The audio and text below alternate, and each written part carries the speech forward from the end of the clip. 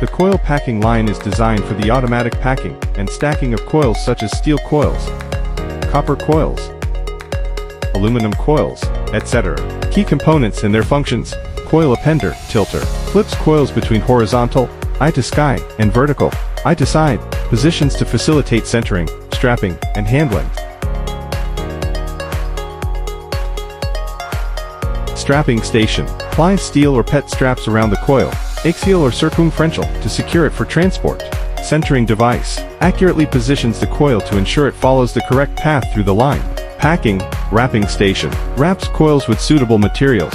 PP is softer and suitable for copper or aluminum strips. PET is harder and suitable for iron plates, silicon steel, etc. Stacking, palletizing system, automatically places finished coils onto pallets in order, ready for storage or shipping.